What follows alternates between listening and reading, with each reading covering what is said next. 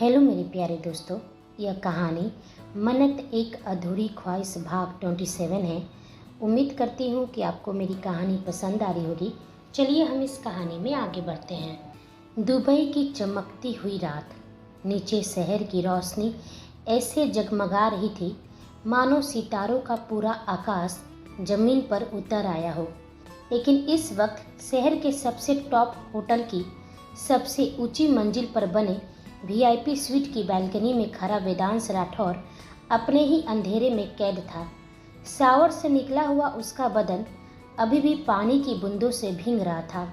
एक हाथ में सिगरेट थी जिसके कस को वो धीरे धीरे खींच रहा था, लेकिन उसके चेहरे पर ना तो सुकून था ना ही तसल्ली, बस एक ठंडा सख्त और डार्क सन्नाटा।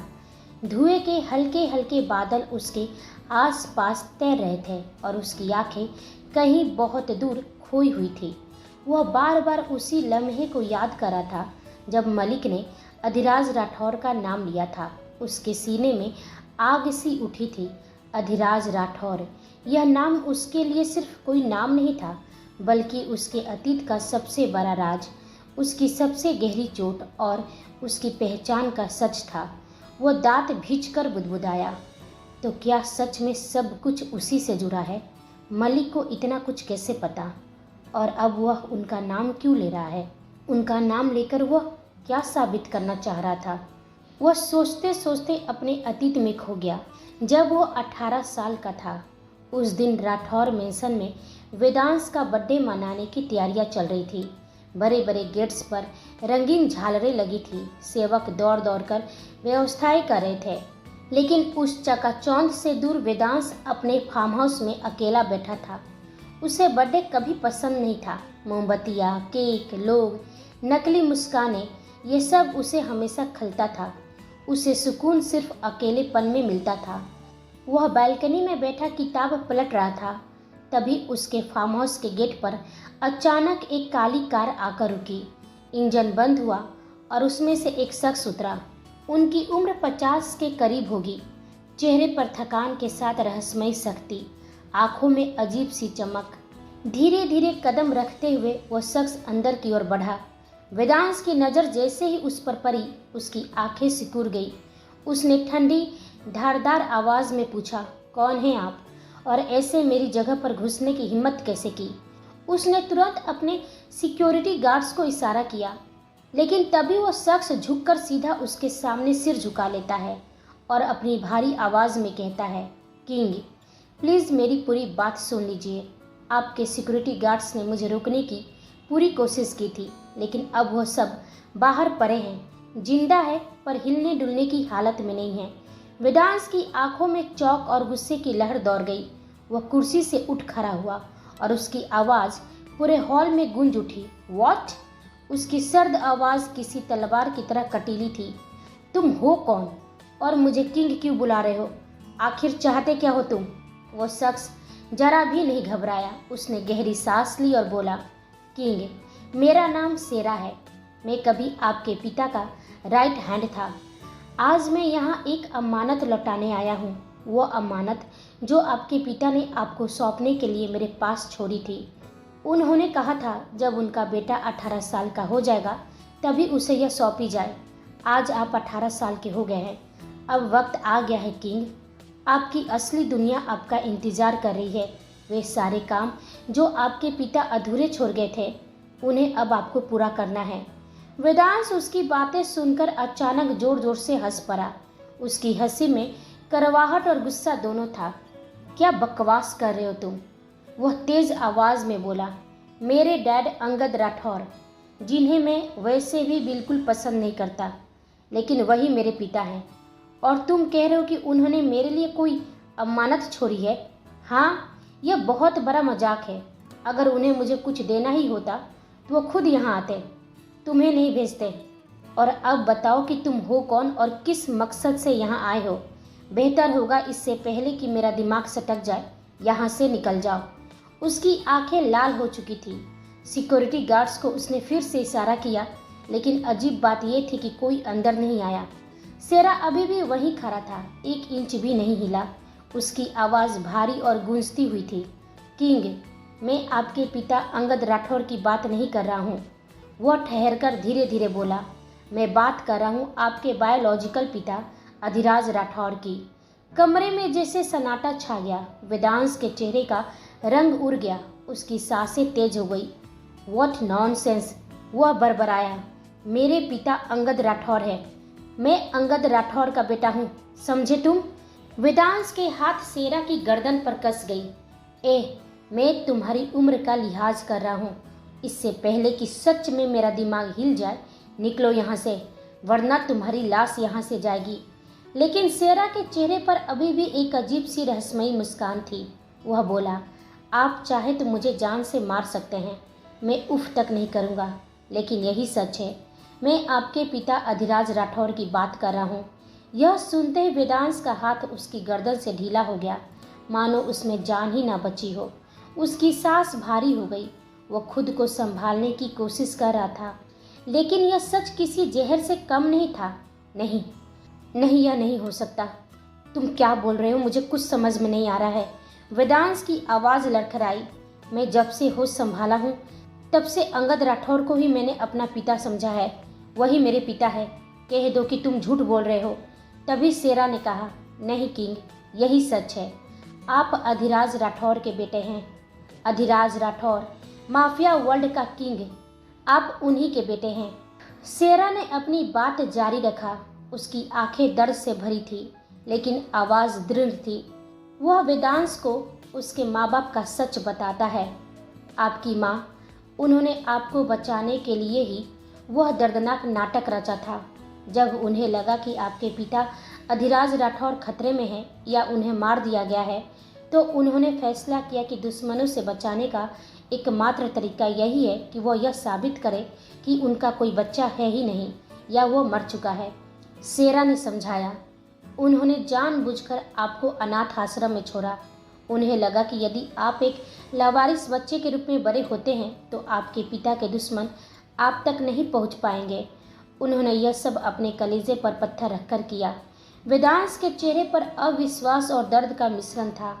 जब मैं वहां पहुंचा तो सब कुछ खत्म हो चुका था। सेरा ने कांपते हुए कहा, मुझे माफ़ कर दीजिए किंग, मैं आपकी माँ को नहीं बचा पाया। जब तक मैं नदी किनारे पहुंचा, वो पहले ही नदी में कूद चुकी थी। मैं नहीं जानता कि उन दोनों के साथ क्या हुआ, लेकिन मैं उन्हें बचाने में नाकाम रहा। सेरा ने गहरी सांस ली। फिर मैं वापस उस अनाथ आश्रम आया जहां वो आपको छोड़कर गई थी। तभी मैंने देखा कि आपकी माँ की बहन नूतन राठौर आपको वहां से लेकर चली गई। वो आपकी माँ की आखिरी उम्मीद थी। उस पल से मैंने कसम खाई कि मैं आपकी रक्षा करूँगा। मैं हर पल आपके साथ रहा, आपका साया बनकर। मैं आपकी नज़र में कभी नहीं आ पाया, क्योंकि मैं जानता था कि आपको आपके पिता के दुश्मनों की नज़रों से दूर रखना है, बचाकर रखना है। नूतन राठौर ने आपको अंगद राठौर के घर में रखकर जो सुरक्षा दी, मैंने उस सुरक्षा को बाहर से और मजबूत किया। मैंने 18 साल तक इंतज़ार किया ताकि आप उस उम्र तक पहुंच जाए जब मैं आपको सच बता सकूं और आपको वह अमानत सौंप सकूं जो आपके पिता आपके लिए छोड़ कर गए थे। सेरा ने दोनों हाथों से वह गोल्डन कवर वाली किताब और अधिराज राठौर का खत वेदांश के हाथों में रख दिया। किताब गर्म लोहे जैसी ठंडक के साथ भारी थी। वह उसे पकड़ते ही महसूस कर सकता था कि यह कोई सामान्य किताब नहीं थी। उसके हाथ कांप रहे थे और पलकों के अंदर एक अजीब सी चुभन उठ रही थी। सेरा की आवाज़ अब गंभीर और धीमी थी। यह ब्लैक बुक है किंग, इसमें माफिया वर्ल्ड के हर उस राज का विवरण है जो आपके पिता ने सालों में जमा किए थे। नाम, लेन देन, कनेक्शन, नर्सरी से लेकर बिग बॉस तक के रास्ते, नक्शे, कोड और उन लोगों के नाम जो छिपकर आपके पिता के खिलाफ खड़े थे। यही वो चीज़ है जिससे अधिराज राठौर ने अपना साम्राज्य बनाया था, और वही चीज़ आपको आज किंग बना सकती है। वेदांश किताब के कवर को नज़दीक से देखने लगा। सुनहरी चंदन के लहजे में उकरे हुए अक्षर उसकी आंखों पर चमक रहे थे। किताब की भारी महक में कुछ लोहे की, कुछ मिट्टी जैसी गंध थी। उसके उंगलियों के निशान कवर की उस चमक पर थमती हुई दिखाई दे रहे थे। सेरा ने उदासी से कहा, किंग, इसी किताब के लिए आपके पिता और आपकी माँ की जान ले ली गई।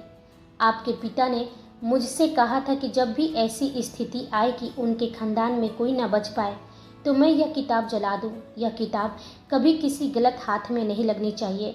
सारे माफिया वर्ल्ड को यही लग रहा था कि यह ब्लैक बुक अधिराज राठौर के साथ ही खत्म हो गई है, लेकिन यह किताब मेरे पास 18 साल तक सुरक्षित थी। अब समय आ गया है कि आप किंग बनकर अपने पिता के अधूरे काम को पूरा कीजिए। ब्लैक बुक का जिक्र कभी किसी से मत कीजिएगा। आपके पिता के दुश्मनों को पता नहीं चलना चाहिए कि यह आपके पास है। आपको अपनी पहचान हमेशा छुपा कर रखनी होगी। आप दुनिया के सामने वेदांश राठौर हैं, लेकिन जब आप माफिया वर्ल्ड में किंग बनकर उतरेंगे तो आपकी पहचान कुछ और होनी चाहिए। आपकी असली पहचान कभी किसी को मालूम नहीं चलनी चाहिए। वेदांश की आंखों में अब दर्द नहीं बल्कि ठंडी जलती हुई आग थी। उसने किताब को मजबूती से पकड़ लिया और पूछा, किसने मारा था मेरे पिता को? शेरा ने सिर झुका लिया। मुझे माफ़ करें किंग, लेकिन मैं नहीं जानता कि आपके पिता को मारने वाले कौन थे, क्योंकि आपके पिता ने कभी इस बात का जिक्र मेरे सामने नहीं किया। लेकिन मैं यह यकीन के साथ कह सकता हूँ कि जिन्होंने उन्हें मारा है उनका कनेक्शन माफिया वर्ल्ड से ही है। अब आपको अपने पिता के कातिलों को ढूंढना है।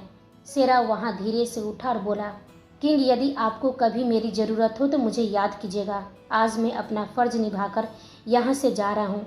यह कहकर शेरा ने एक बार फिर वेदांश के सामने झुककर सम्मान दिया और शांति से वहाँ से निकल गया। वेदांश अभी भी अपने हाथ में उस ब्लैक बुक को पकड़े हुए था। एक पल में उसकी पूरी दुनिया उलट गई थी। जिन्हें वो आज तक अपना माँ बाप समझ रहा था, वह असल में उसके माँ बाप नहीं थे।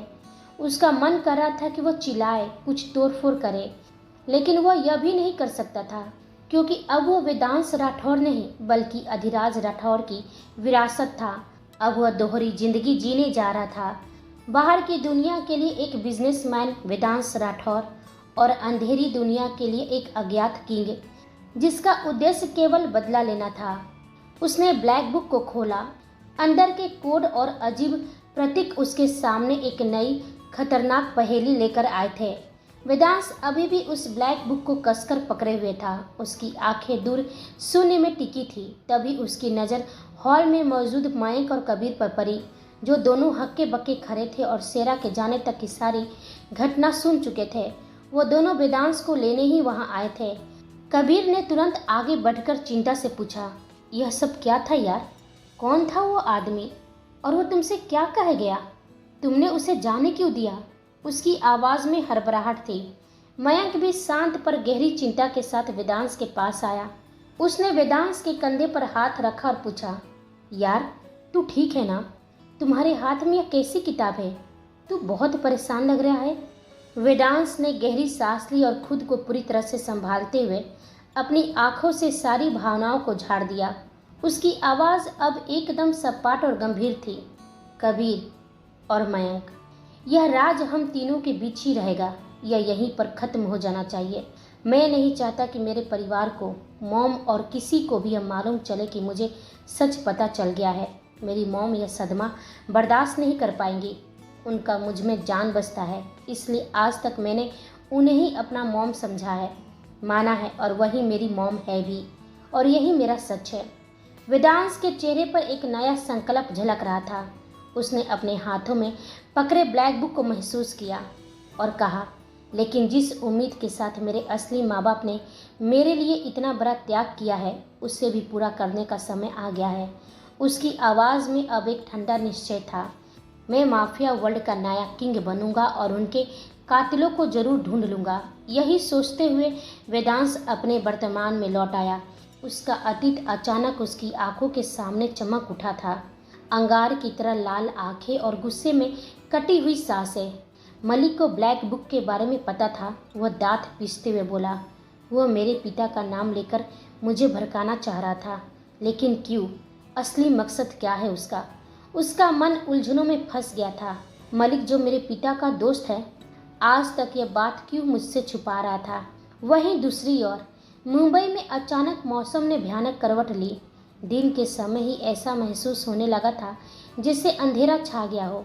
तेज तेज ठंडी हवाएं बहने लगी और समुद्र की लहरें जोर जोर से शोर मचाने लगी, मानो कोई बहुत बड़ा तूफान आने वाला हो। शूटिंग सेट पर अफरा तफरी मच गई और जल्दी से पैकअप कर दिया गया। इसी के साथ अमृता, कियारा और सहानी का बनाया हुआ आज का प्लान फेल होता हुआ नजर आया। तभी अमृता ने झुंझुलाहट में कियारा की ओर देखकर कहा, कियारा, प्लान तो हमारा फेल हो गया, अब क्या करें? कियारा ने अपने होठों को दबाते हुए कहा, कल शूटिंग का लास्ट डेट है, कल हम अपने प्लान पर काम करेंगे किसी भी हाल में। यह सोचते ही तीनों की आंखों में एक शैतानी चमक थी, एक ऐसी साजिश की चमक जो अब कल तक के लिए टल गई थी। इसी बीच पंखुड़ी और मन्नत जल्दी से अपने फ्लैट की तरफ बढ़ गए थे। फ्लैट पहुंचते ही पंखुड़ी ने कहा, आज अचानक मौसम ऐसे कैसे बदल गया? कुछ देर पहले तो सब कुछ ठीक था। मन्नत ने हल्की बेचैनी के साथ कहा, मालूम नहीं पंखु, लेकिन मेरा दिल बहुत घबरा रहा है, जैसे कुछ बुरा होने वाला है। पंखुड़ी ने उसका हाथ पकड़ते हुए और हंसते हुए समझाया, अरे यार, ऐसा कुछ भी नहीं है, यह तो बस मौसम का असर है। तू जानती है ना, सब क्लाइमेट चेंज की वजह से होता है। डर मत, मैं आज यहीं तेरे पास रुक जाती हूँ। मन्नत ने खुद को जबरदस्ती संभाला और बोली, नहीं पंखु, इसकी ज़रूरत नहीं है, तुझे शेखावत मेंशन जाना चाहिए। मैं यहाँ ठीक हूँ, तू अब जा यहाँ से, वरना तू ट्रैफिक में फंस जाएगी। पंखुड़ी ने कंफर्म करते हुए कहा, क्या तू सच कह रही है?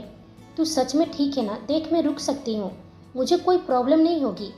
मन्नत ने उसे जोर देकर कहा, ठीक हूँ मैं, तू जा, तेरा वो ससुराल है, तुझे वहीं जाना चाहिए। पंखुड़ी ने मन ही मन गहरी सांस ली।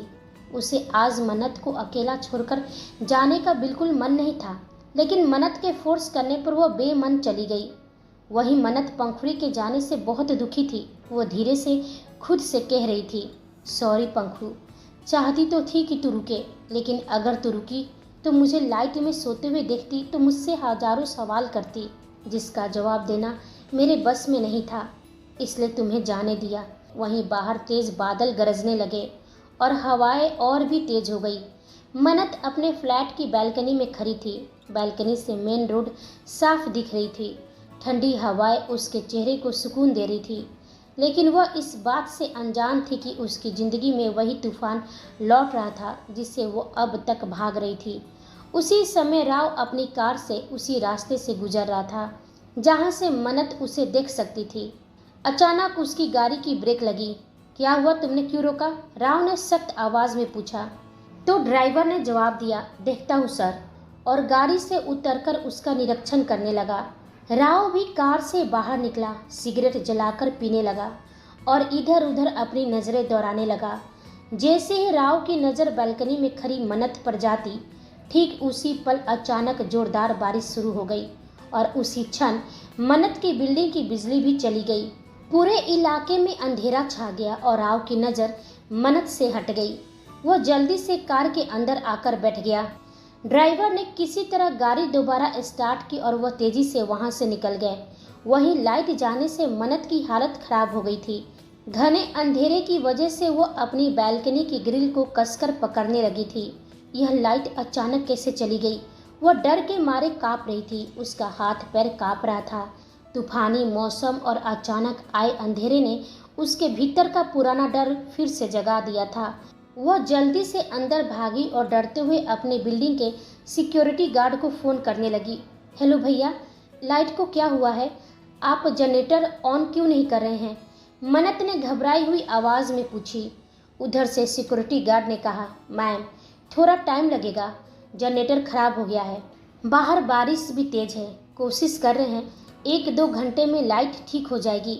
यह सुनते ही मन्नत की घबराहट और डर दोनों बढ़ गया था। वह बुरी तरह से काँप रही थी। उसे भ्रम होने लगा था, जैसे अतीत की कोई काली परछाई उसके पास आ रही हो। No no no no, please मेरे पास मत आओ, मुझे मत छुओ प्लीज़। वह चीखी और मोबाइल की लाइट ऑन करके कमरे के एक कोने में जाकर दुबक कर बैठ गई थी। वह डर रही थी, वह काँप रही थी और उसका डर उसके आसपास के अंधेरे को और भी घना बना रहा था। वहीं मीलों दूर दुबई में वेदांश का हाल भी वही था। उसका दिल जोर जोर से धड़क रहा था। बेचैनी और घबराहट से उसका मन उछल रहा था। वह कमरे में इधर उधर घूम रहा था। फिर उसने जल्दी से शिव को फ़ोन किया। शिव, वहाँ सब ठीक है? मिस मन्नत ठीक है ना? शिव ने जवाब दिया, किंग सब ठीक है, मैं मिस मन्नत के आसपास ही हूँ। बिना उनकी नज़र में आए। अभी मैं उनके फ्लैट के बाहर ही हूँ। थोड़ी देर पहले वह बालकनी में थी, लेकिन लाइट कट जाने की वजह से वह अंदर चली गई है। वेदांश ने जैसे यह सुना कि वहाँ की लाइट चली गई है, उसकी सांसें जैसे थम सी गई हो। शिव, क्या वहाँ अंधेरा है? वेदांश ने घबराहट में पूछा। शिव ने गंभीर होकर कहा, जी किंग। शिव, मेरी बात ध्यान से सुनो। वेदांश उसे पूरी बात समझाई। वह जल्दी से फ़ोन कट किया और मन्नत को वीडियो कॉल लगाया।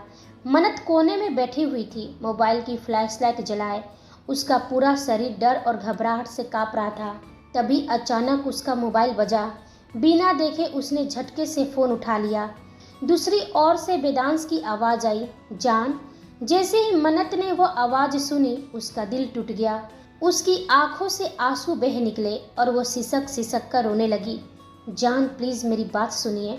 वेदांश ने फिर पुकारा, लेकिन मन्नत कुछ कह नहीं पा रही थी। उसकी आवाज़ गले में ही अटक गई थी। बस उसकी हिचकियाँ वेदांश तक पहुँच रही थी। वेदांश की हालत भी बिगड़ने लगी थी। उसे लग रहा था जैसे किसी ने उसके दिल में तीर चला दिया हो। वो अंधेरे की वजह से मन्नत को नहीं देख पा रहा था, लेकिन मन्नत वीडियो कॉल की हल्की रोशनी में वेदांश को देख रही थी। वेदांश ने धीरे से टूटे हुए दिल से कहा, जान, ये क्या है? आप तो मुझे याद नहीं करती, लेकिन मैंने आपको हर पल यहाँ मिस किया है। हर एक सेकेंड मेरे लिए भारी हो रहा था, और अब आप मुझसे बात भी नहीं करेंगी? क्या आप मुझसे नाराज़ हैं? उसकी आवाज़ में बेचैनी और दर्द घुला हुआ था। वो किसी भी तरह मन्नत का डर कम करना चाहता था। वह समझ रहा था कि मन्नत अभी किस हालत में होगी। मन्नत की सिसकियों से भरी आवाज़ सुनकर वेदांश का दिल जैसे थम गया हो। उसका खुद पर काबू खोने लगा था। उसने गहरी सांस ली और अपनी आवाज़ में धीरे धीरे गर्माहट और भरोसा भरते हुए कहा, जान सुनिए, मैं यहीं हूँ आपके पास। डरने की कोई बात नहीं है। मैं आपको अकेला नहीं छोड़ूंगा।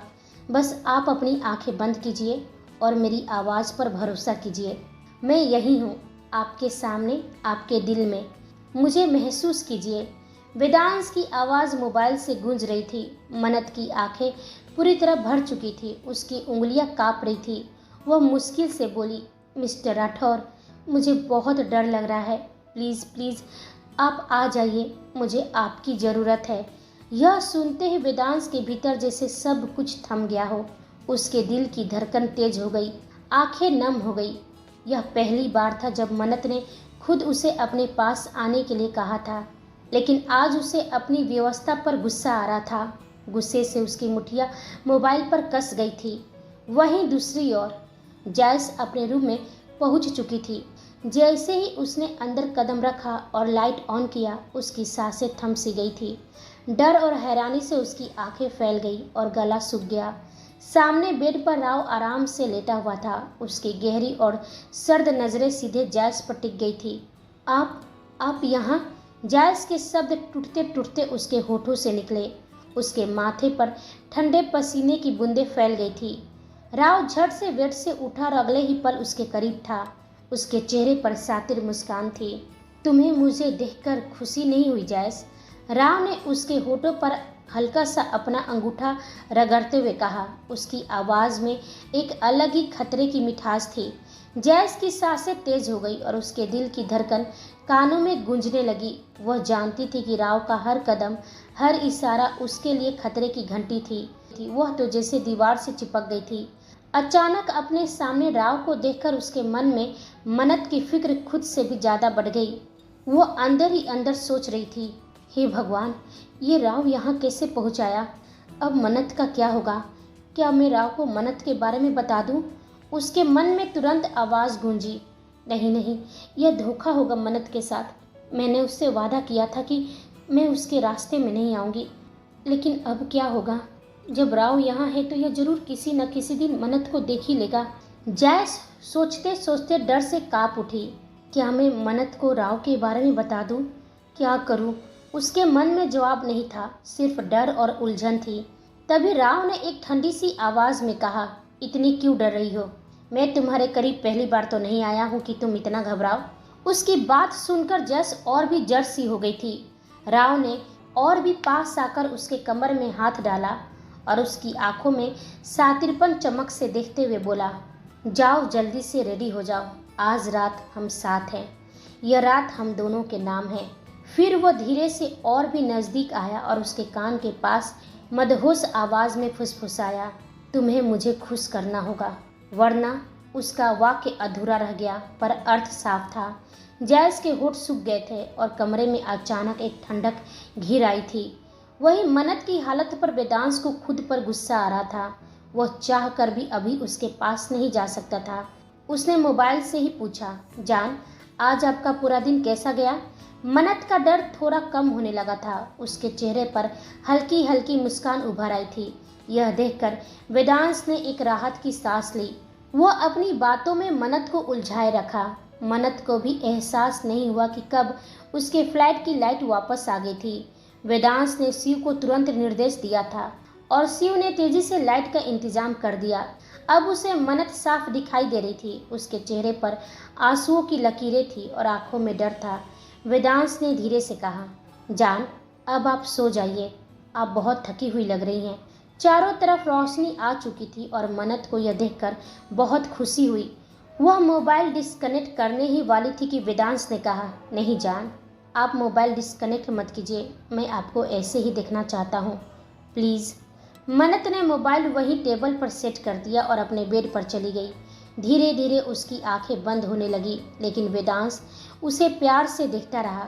जैसे ही मन्नत गहरी नींद में चली गई, वेदांश का चेहरा गंभीर हो गया। उसकी निगाहों में सख्ती और सर्दी लौट आई। उसने तुरंत शिव को फ़ोन किया। शिव, तुम पूरी रात वहीं रहोगे। मिस मन्नत के फ्लैट के आसपास किसी भी हालत में वहाँ की लाइट नहीं जानी चाहिए। शिव ने निश्चिंत होकर जवाब दिया, जी किंग, मैंने पूरी व्यवस्था कर दी है, आप निश्चिंत रहिए। आज एड की आखिरी शूटिंग थी। मन्नत जल्दी जल्दी सेट पर पहुंची। तभी उसका सामना जैस से होता है।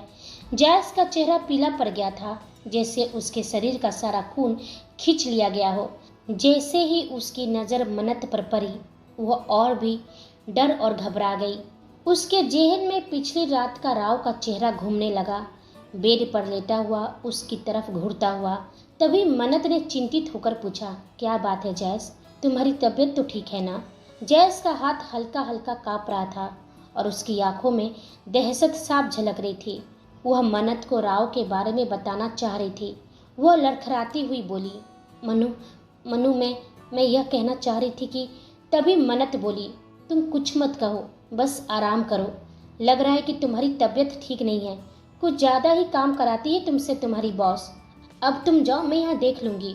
यह बोलकर मन्नत जल्दी से वहाँ से चली गई, क्योंकि वो खुद भी थोड़ी थकी हुई थी और शूटिंग शुरू होने वाला था। जैस वहीं खड़ी रह गई। उसने खुद से फुसफुसाते हुए कहा, आई एम सॉरी मनु, मैं आपको राव के बारे में कैसे बताऊं? यदि राव को पता चल गया कि मैं उसे धोखा दे रही हूँ, उससे आपका जिंदा होने का सच छुपाया है, तो पता नहीं वो मेरे साथ क्या ही करेगा। मुझे राव को आपके बारे में बता देना चाहिए। मुझे माफ़ कर देना मनु, लेकिन मैं मजबूर हूँ। जैस के मन में द्वंद्व चल रहा था, मन्नत की सुरक्षा या अपनी जान का डर। वहीं पंखुड़ी सेटअप रेडी करी थी। आज का सेटअप एक बिल्डिंग के टेरेस पर रखा गया था। बिल्डिंग फर्स्ट फ्लोर की थी, लेकिन ऊंचाई अच्छी खासी थी, जिससे दृश्य और भी इंटेंस लग रहा था। तभी सहानी अपने प्लान के अनुसार वहां पहुंची। वह सीधे पंखुड़ी के पास गई और तीखे स्वर में बोली, तुम मेरे कबीर को मुझसे छीन नहीं सकती हो पंखुड़ी। पंखुड़ी ने उसकी ओर देखा और बोली, देखो सहानी, मुझे इस मैटर पर कोई बहस नहीं करनी है। मैं तुमसे तुम्हारे कबीर को नहीं छीना है।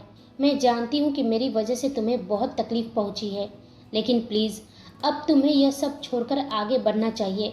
तुम बार बार एक ही बात को लेकर क्यों आ जाती हो? पंखुड़ी की बातें सुनकर सहानी को तेज गुस्सा आया और उसने वहाँ टेबल पर रखा गर्म कॉफ़ी का कप उठाकर पंखुड़ी पर फेंक दिया। गर्म कॉफ़ी पड़ते ही पंखुड़ी दर्द से चीख पड़ी। उसकी आवाज़ सुनकर मन्नत और अमृता तुरंत उस तरफ दौड़कर आई। दिमाग खराब है क्या तुम्हारा सहानी? पागल हो गई हो क्या तुम? पंखुड़ी चीखी। हाँ, मैं पागल हो गई हूँ अपने कबीर के प्यार में। तुम्हारी हिम्मत कैसे हुई मुझसे मेरे कबीर को छीनने की? सहानी ने जोर से कहा। उसकी बात सुनकर पंखुड़ी परेशान हो गई थी। उसे समझ में नहीं आ रहा था कि सहानी बेवजह बात को क्यों बढ़ा रही है। अचानक से सहानी ने पंखुड़ी को जोर से धक्का दी, जिससे वो फर्श पर गिर गई। फर्श पर कांच के कुछ टुकड़े पड़े थे जिनसे पंखुड़ी के हाथ छिल गए और खून बहने लगे। तभी किसी ने सहानी के गाल पर जोरदार थप्पड़ जड़ दिया। हिम्मत कैसे हुई तुम्हारी मेरी दोस्त पंखू को धक्का देने की, उसे चोट पहुंचाने की? वह मन्नत थी। सहानी गुस्से से कांप उठी। तुम्हारी हिम्मत कैसे हुई मुझ पर हाथ उठाने की? मन्नत थोड़ा मुस्कुराते हुए बोली, जैसे तुम्हारी हिम्मत हुई मेरे दोस्त पर हाथ उठाने की। तभी उनके बीच में अमृता आई और बड़े भोलेपन से बोली, मनु, तुम्हें सहानी पर हाथ नहीं उठाना चाहिए था। आखिर गलत क्या बोला इसने? अब कोई किसी से उसका प्यार छीनेगा तो वो शांत तो नहीं बैठ सकता ना। तभी सहानी व्यंग में हंसते हुए बोली, अरे रहने दो अमृता, इसे क्या समझा रही हो? यह तो खुद अपनी बहन का प्यार छीनकर मेरे भाई के साथ पता नहीं फार्म हाउस पर क्या कर रही थी। यह सुनकर मन्नत हैरान रह गई थी। वह बोली, सहानी, तुम सिर्फ मेरे कैरेक्टर पर नहीं बल्कि साथ में अपने भाई के भी कैरेक्टर पर उंगली उठा रही हो। कुछ तो सोच समझकर बात करो। सहानी ने तंज करते हुए बोली, मेरे भाई के कैरेक्टर के बारे में तुम्हें सोचने की जरूरत नहीं है मन्नू। मेरे भाई कैसे हैं यहाँ पर सभी को मालूम है, और तुम कैसी हो ये भी सभी को मालूम है। तुम्हारा कैरेक्टर तो हमेशा से ही घटिया रहा है। पंखुड़ी और मन्नत को अब तक समझ में नहीं आ रहा था कि आखिर ये दोनों बेवजह उन दोनों से उलझ क्यों रही हैं। उन सब के बीच जोरदार बहस शुरू हो गई थी। पंखुड़ी और मन्नत को अभी भी कुछ समझ में नहीं आ रहा था कि ये सब क्यों हो रहा है, लेकिन नीचे खड़े लोग सिर्फ मन्नत और सहानी को ही देख पा रहे थे। वह उनकी बातें सुन तो नहीं पा रहे थे, लेकिन देखकर पता चल रहा था कि वहाँ कुछ गंभीर चल रहा है। यह देखकर सभी परेशान हो गए थे, लेकिन अगले ही पल जो हुआ उसने सबको सदमे में डाल दिया। सहानी धड़ाम से फर्स्ट फ्लोर से नीचे जमीन पर गिर पड़ी थी और मन्नत ऊपर से झुककर हैरानी से नीचे देखी और जोर से चीखी। उसके हाथ हवा में थे, जैसे उसने उसे बचाने की कोशिश की होगी। नीचे खड़े सभी लोग हैरान और स्तब्ध रह गए थे। आंखें फटी की फटी रह गई थी। कुछ को तुरंत यही लगा कि मन्नत ने उसे धक्का दिया है। मन्नत खुद भी शॉक में रह गई थी। उसका हाथ हवा में ही फैल गया था। नहीं, मैंने उसे धक्का नहीं दिया है, वह धीरे से फुसफुसाई। सहानी को तुरंत राठौर मेंशन लाया गया। डॉक्टर की टीम भी फौरन पहुंच गई। सहानी अभी भी बेहोश थी। सिर पर चोट और हाथ पैर पर घाव थे। डॉक्टर ने ताबड़तोड़ चेकअप शुरू कर दिया। हॉल में एक सन्नाटा छा गया। राजवीर जी और दिव्या जी के साथ पूरा परिवार वहां मौजूद था। मन्नत भी आज वही थी। वह एक कोने में खड़ी थी। उसका हाथ कांप रहा था और आंखों में एक अनकहा डर छुपा था। उसके साथ पंखुड़ी थी जो उसे संभाल रही थी। तभी अचानक मन्नत के गाल पर जोरदार थप्पड़ पड़ा। मन्नत का सिर उसी झटके से एक तरफ झुक गया। थप्पड़ की आवाज की गूंज पूरे हॉल में फैल गई थी। मन्नत का गोरा गाल लाल पड़ गया। आंखों में आंसू भर आए। नजरें उठाकर देखी तो सामने क्या होगा कहानी में आगे। किसने दिया था सहानी को धक्का? क्या सच में मन्नत ने उसे धक्का दिया था? क्या करेगा वेदांश जब उसके सामने आएगा सच? क्या साजिशों के बीच में मन्नत और वेदांश का प्यार बना रहेगा या मिट जाएगा? यह हम सब जानेंगे अगले भाग में। तब तक आप हमारे चैनल के साथ बने रहिए। लाइक, शेयर, कमेंट और सब्सक्राइब करना बिल्कुल ना भूलें। आप सभी को मेरी कहानी सुनने के लिए धन्यवाद।